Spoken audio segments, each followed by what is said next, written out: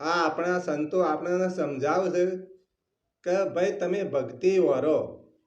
એમાં સત્સંગમાં કહેતા હોય છે, ભજનમાં કહેતા હોય છે, પણ આપણે એક ભક્તિ વરવાની રીત હોવી જોઈએ.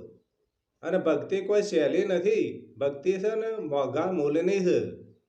એટલે એ ભજનમાં નહીં કહેતા, એવા મનડા માને તો ભક્તિ વરજો રે, તમે અમારી સૈયર રે.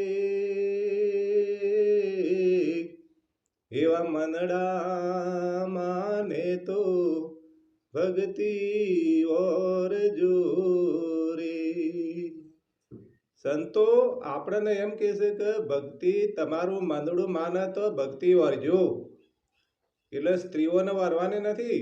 ભક્તિ કોણ છે? એટલે ભક્તિ પુરુષો માટે છે. અને પુરુષોને આ ભક્તિ વરવી પડે.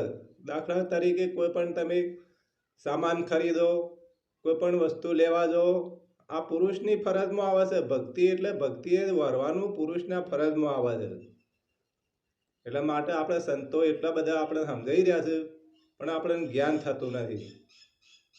એટલે સ્ત્રી છે ને, ભક્તિ એક સ્ત્રી છે. એટલે ભક્તિ વરવી પડે. ભક્તિ ઘણા નહીં કહેતા ભક્તિ કરો, ભક્તિ કરો. એટલે ભક્તિ કરવાની, ભક્તિ વરવાની આવે. એટલે ભક્તિ તો બહુ મોંઘા મૂલ્યની છે કહેવાય છે. સંતોનું કહેવું છે મોંઘા મૂલ્યની છે ભાઈ ભક્તિ તો. જે વારી શકે તે વર.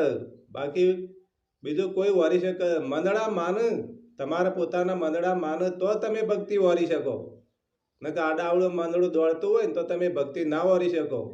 અને સ્ત્રીઓ એ વખત પુરુષોની પરીક્ષા કરતા. જે મહાન બળી હોય એને પસંદ કરતી, એ દેવીઓ હતી.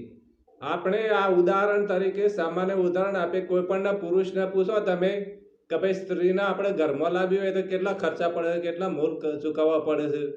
એવી રીતે ભક્તિને વરવી હોય ને તો તમારે કેટલા મૂળ ચૂકવવા પડે. દાખલા તરીકે તમે દુર્યોધનને પૂછો, રાવણને પૂછો, શ્રી કૃષ્ણને પૂછો, રામને પૂછો. એ સ્ત્રી એક ભક્તિ છે.